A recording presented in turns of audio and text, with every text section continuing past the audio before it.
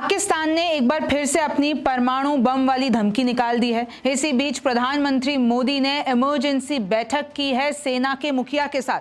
किन हथियारों पर उछल रहा है पाकिस्तान? सबसे पहले रिमझिम के 5 पॉइंट्स में पाकिस्तान की नई परमाणु धमकी में कितना डर है, ये आपको जानना है। दूसरा है पीएम मोदी की वायुसेना मुखिया संग इमरजेंसी बैठक क्यों हुई है और कब हुई है। तीसरा है किन हथियारों पर उछल रहा है पाकिस्तान और पाकिस्तान के पास कितना गोला बारूद है। चौथा है कि देखिए कैसे भारत ने पाकिस्तान से सारी तारों को काट दिया है। पांचवा है पीओके में क्या नई चाल चल रहा है पाकिस्तान, ये भी आपको जान लेना चाहिए। नमस्ते, मेरा नाम रिमझिम जेठानी है और आप रिमझिम के 5 पॉइंट्स देख रहे हैं। सबसे पहले आप ये हेडलाइन देखिए कि कैसे पाकिस्तान ने ये धमकी दी है कि अगर भारत कोई भी हमला करता है तो पाकिस्तान न्यूक्लियर बम निकाल लेगा। देखिए, Pakistan envoy nuclear threat to India amid tensions over Pahalgam, यानी पाकिस्तान से एम्बेसडर टू रशिया जो हैं उन्होंने ये कहा है एक इंटरव्यू में कि पाकिस्तान फुल स्पेक्ट्रम वॉर करेगा, चाहे वो कन्वेंशनल तौर पर हो, न्यूक्लियर तौर पर हो, हम लोग अपनी ताकत दिखाएंगे। उनका नाम मैं बता देती हूँ, मोहम्मद खालिद। अब देखिए उन्होंने एक ये धमकी दी। दूसरा ये कह रहे हैं पाकिस्तान के डिफेंस मिनिस्टर ख्वाजा आसिफ कि अगर सिंधु नदी पे कोई भी कंस्ट्रक्शन करता है भारत तो हम उसको स्ट्राइक डाउन कर देंगे, हम उसको तबाह कर देंगे। Pakistan defence minister Khawaja Asif says कि हम स्ट्राइक करेंगे अगर इंडिया कोई भी कुछ भी इंडस रिवर पर कुछ भी करता है। तो देखिए आपको भी पता है ये जो सिंधु जो इंडस ट्रीटी है ये जो हमने तोड़ दी है, उसके बाद अगर आपको पाकिस्तान का पानी रोकना है तो हमको ऑब्वियसली उसको स्टोर करने के लिए कोई कंस्ट्रक्शन करना पड़ेगा, कोई उधर डैम बनाना पड़ेगा, कुछ नया कंस्ट्रक्शन करना पड़ेगा। लेकिन पाकिस्तान की तरफ से कहा जाता है certainly if India attempt to build any kind of structure we will strike it, यानी अगर कुछ भी आप बनाओगे हम लोग उसको स्ट्राइक करेंगे। तो देखिए इन लोगों की धमकियां इतनी आ गई हैं, इसको एक तरीके से आप गीदड़ भभकी कह लीजिए, क्योंकि ये सिर्फ बातों के शेर हैं। ये सिर्फ बातों बातों में पता नहीं कहां पहुंच जाते हैं, लेकिन मैं आपको असलियत बता देती हूं। भारत के खौफ में पाकिस्तान ने 5,000 करोड़ रुपए फूंक दिए कि भाई भारत हमला कर देगा, भारत हमला कर देगा। उसमें उन्होंने ये कर दिया है कि रोज जेट उड़ा रहे हैं, सैनिकों की हलचल तेज हो गई है। मैं आपको बता रही हूँ पाकिस्तान क्या कर रहा है, 80 जेट्स को फॉरवर्ड बेस पर तैनात कर रखा है। भाई इसमें पैसा खर्च होता है कि नहीं होता है। एयर स्ट्रिप को फिर से एक्टिव कर दिया है, कई ऐसी सारी एयर स्ट्रिप है जिनको एक्टिव कर दिया है। पीओके शिफ्ट कर दिए हैं, अपने ज्यादातर रिसोर्सेज पीओके शिफ्ट कर दिए हैं, क्योंकि पाकिस्तान को लग रहा है भारत सबसे पहले पीओके में हमला करेगा। और ओवैसी की आपको बाइट याद होगी, वो कह रहे थे कि भाई इस बार घुस के हमला नहीं करना है, इस बार घुस कर जाके बैठ जाना है। तो पाकिस्तान वहां पे मदरसे बंद कर रहा है, वहां पे बच्चों को ट्रेनिंग दे रहा है। अपनी 450 किलोमीटर रेंज वाली ये जो अब्दाली मिसाइल है उसका टेस्ट किया है। तिल्ला फील्ड फायरिंग रेंज पहुंचा पाक आर्मी चीफ आसिम मुनीर, ये पहलगाम हमले का मास्टरमाइंड, ये टैंक पर चढ़ के ये बोलता है कि हिमाकत का बड़ा जवाब देंगे। अब बताइए, मैं आपको जब असलियत बताऊंगी ना तो आपको पता चलेगा कि ये कैसे सिर्फ बातों के शेर हैं, ये सिर्फ धमकियां, ये सिर्फ गीदड़ भभकियां दे सकते हैं। लेकिन इसी बीच बड़ी खबर यह है कि chief of air staff air chief marshal Amarpreet Singh के साथ प्रधानमंत्री मोदी की 1-to-1 बातचीत हुई है, यह इमरजेंसी बैठक हुई है। अब आप बताइए कि अगर प्रधानमंत्री मोदी मुखिया के साथ, सेना के मुखिया के साथ ऐसे 1-to-1 मीटिंग कर रहे हैं तो मतलब अब आप तैयार हो जाइए। ये सच में ये जो इतनी बैठकें हो गई हैं, आपने बहुत अरसे से ऐसा कुछ देखा नहीं होगा। तो अब सच में कोई बड़ा एक्शन होने वाला है और इसी से घबराया हुआ है पाकिस्तान। अब किन हथियारों पर उछल रहा है पाकिस्तान, पाकिस्तान के पास क्या क्या है और भारत के पास उसके जवाब में क्या है। 5 चाइनीज हथियारों पर उछल रहा है पाकिस्तान, एक एक करके बताती हूँ। 20 J-10C फाइटर जेट्स हैं, 30 और अभी चाइना से आने हैं। कहा जा रहा है कि चाइना एक्सप्रेस डिलीवरी भी, भाई इनके पास पहले ही आ जाने थे लेकिन अभी तक ये 30 और आ नहीं पाए थे, तो कहा जा रहा है कि भाई चीन तो समर्थक है ही, तो वो एक्सप्रेस डिलीवरी भी करा सकता है। दूसरा देखिए, भारत के पास इनके मुकाबले में घातक राफेल जेट्स हैं, इनके जितने भी 20-50 जेट्स हैं कोई हमारे सामने कोई तुलना नहीं हो सकती। पाकिस्तान के पास 150 से ज्यादा JF-17 थंडर फाइटर जेट्स हैं, लेकिन भारत के पास इसके मुकाबले में इससे भी ताकतवर तेजस फाइटर जेट हैं। पाकिस्तान के पास HQ-9AD मिसाइल सिस्टम है, तो भारत के पास देखिए कैसे एडवांस S-400 डिफेंस सिस्टम है। अच्छा, पाकिस्तान ने जो अपना डिफेंस सिस्टम है वो राफेल, सुखोई, ब्रह्मोस से डरकर कराची में तैनात किया है, लेकिन उनको पता नहीं है कि भारत का कोई भी हथियार पाकिस्तान रोक नहीं सकता है। पाकिस्तान के पास 1 मिनट में 6 गोले दागने वाला SH-15 हवाइजर है, लेकिन भारत के पास देखिए इसके मुकाबले में इससे ज्यादा ताकतवर K9 वज्र थंडर टोप कहीं ज्यादा एडवांस है। तो मैं आपको कंपैरिजन बता रही हूं। खराब मौसम में भी सटीक हमला करता पाक का एक CH-4 ड्रोन है और भारत के पास देखिए इसी को टक्कर के लिए MQ-9B ड्रोन है। इस तरीके से कैसे दोनों अपनी अपनी ताकतों के हिसाब से, और पाकिस्तान तो खैर मैंने आपको पहले ही बता दिया कि एक रिपोर्ट भी आई है 4 दिनों का गोला बारूद है, ये लोग टिक नहीं पाएंगे। पाकिस्तान के पास और क्या क्या है, M10-9A5 अमेरिकी gun, M11-082, M114, SH-15 rocket system, type 54, ये सारे हथियार हैं और मुख्य हथियार है। इनके दम पर पाकिस्तान उछलता है, लेकिन भारत के पास टक्कर देने के लिए इससे भी बेहद खतरनाक हथियार है। बोफोर्स गन ले लीजिए, धनुष ले लीजिए, K9 वज्र, मल्टी बैरल रॉकेट लॉन्चर, मतलब आप नाम लीजिए, M777 अल्ट्रा लाइट होवाइजर, और इन सब की रेंज, इन सब की ताकत पाकिस्तानों के हथियारों से बहुत ज़्यादा है। ये देखिए वो जो रिपोर्ट में बता रही थी, पाकिस्तान के पास जो जितना भी अभी रिसोर्स है, फंड है, जितना भी उनके पास चीज़ें हैं, वो सिर्फ 4 दिनों के लिए ही चलेगी। ये रिपोर्ट में दावा हो चुका है कि पाकिस्तान के पास उतने ही हथियार है, उतना ही गोला बारूद है जो सिर्फ 4 दिन टिक पाए भारत के सामने। यानी इन लोगों के पास उसको भरने के लिए भी पैसा नहीं है और भरने के लिए भी गोला बारूद नहीं है। अच्छा, ये हुआ क्यों? एक्सपर्ट्स बता रहे हैं कि एक तो आउटडेटेड प्रोडक्शन, और अभी इन्होंने हाल ही में पाकिस्तान ने यूक्रेन के साथ आर्म्स डील की थी, तो इन्होंने सामने वाले को तो दे दिया लेकिन खुद के यहाँ लाले पड़ गए। यानी अब कहा जाता है ना कि भाई आप मदद तभी करो जब आपके पास हो, तो इनके पास कुछ था नहीं, इन्होंने यूक्रेन को दे दिया। लो, अब पाकिस्तान की मिलिट्री चिंता में है कि भाई कैसे करेंगे, इनके पास स्टॉक पाइल ही नहीं, इनके पास गोला बारूद ही नहीं है। देखिए सोशल मीडिया पोस्ट पे ANI ने एक रिपोर्ट बताई और उसमें बताया जा रहा है कि कैसे इन लोगों ने, अभी पाकिस्तान ने 155 mm अम्यूनिशन यूक्रेन को दिया था, तो वो जो दे दिया उसके बाद इनके पास अब कमी आ गई है। Pakistani military leadership is seriously worried, ये लोग एंशियस हैं अभी कि अगर सच में युद्ध हो जाता है, भारत जल्द कोई हमला कर देता है, उसके बाद ये लोग क्या करेंगे। कैसे भारत ने पाकिस्तान से सारी तारें काट दी। अभी भारत ने कोई ज़मीनी स्तर पर तो हमला किया नहीं है, लेकिन ओवरऑल पूरा हमला कर दिया है, सारी तारें उन लोगों से काट दी हैं, उनको लिटरली डुबो दिया है।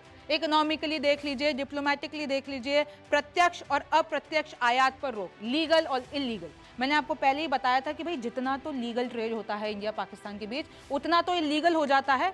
मतलब वो जो तीसरी कंट्रीज से जाता है वहाँ पे डॉक्यूमेंट्स, पर्चे सब चेंज होते हैं और बताया ये जाता है कि भाई डायरेक्ट नहीं है, दुबई, श्रीलंका, इनके बीच से, तो उन सब पे रोक लगा दी है। जहाज़ों की नो एंट्री है, कोई भी पाकिस्तान के झंडे वाला कोई भी जहाज आ नहीं सकता है। डाक पार्सल बंद कर दिया है, कोई भी ये सर्विसेज पार्सल इधर से उधर नहीं हो सकता है।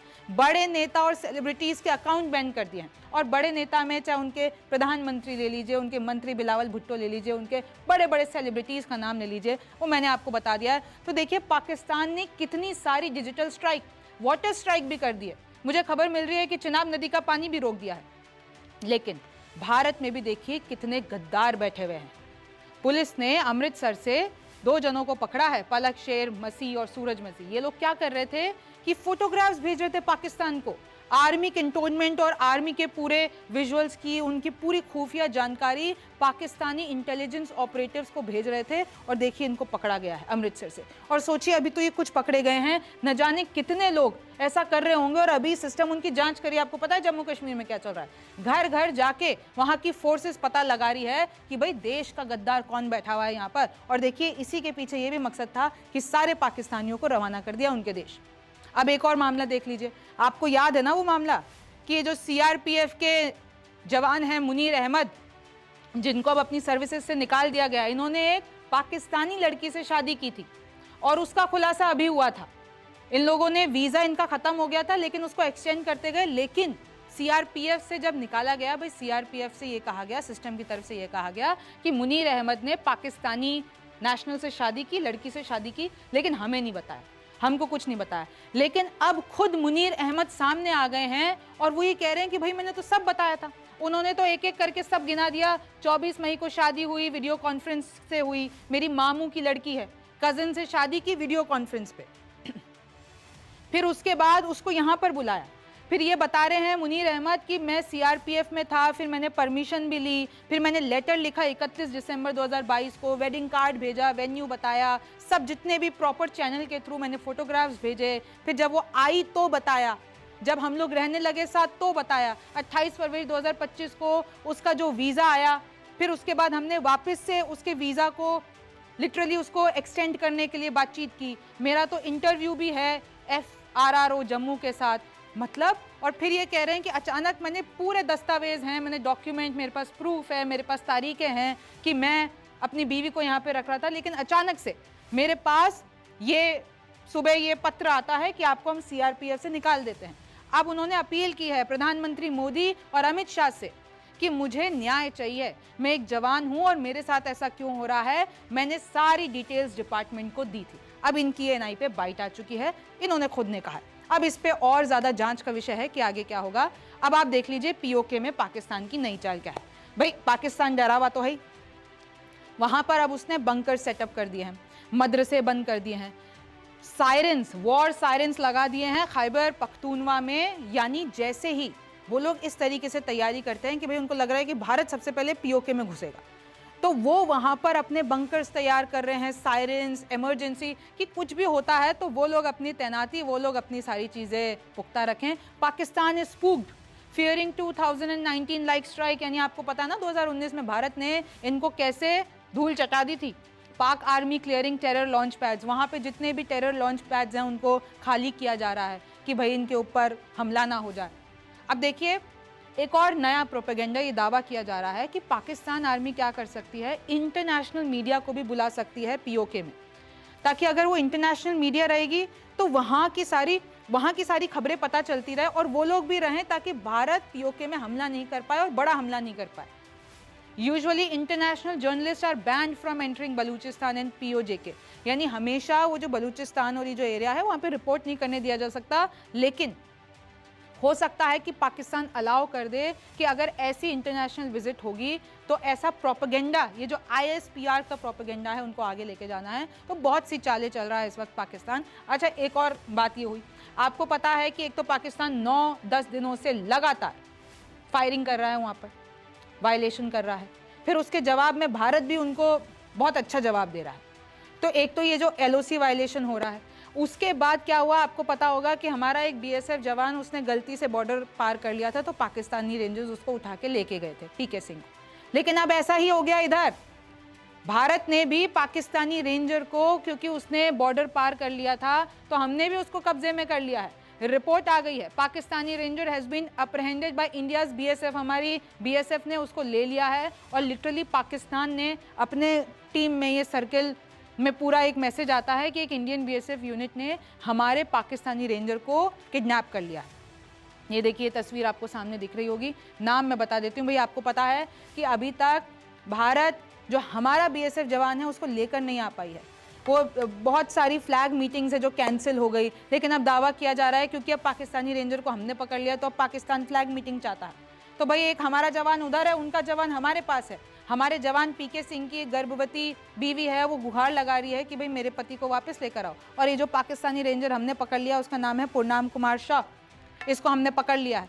देखिए कैसे हमारा जवान PK सिंह 40 साल के, और ये वहाँ पर आपको पता है ना पेड़ के नीचे कैसे बैठे थे और पाकिस्तानी रेंजर उठा के आज 8 से 9 दिन हो गए हैं वापस नहीं आ पाए। जैसे कि मैंने आपको शुरुआत में बताया था, खबरें ये आ गई थी कि देखिए हमने चिनाब नदी का भी पानी रोक दिया है। ये जो बागलिहार डैम है यहाँ पर हमने चिनाब नदी का पानी रोक दिया है। पहले हमने ये जो इंडस ट्रीटी ख़त्म की, उसके बाद अब ये भी पानी रोक दिया है। तो देखिए पाकिस्तान के लिए बहुत मुसीबतें आने वाली हैं।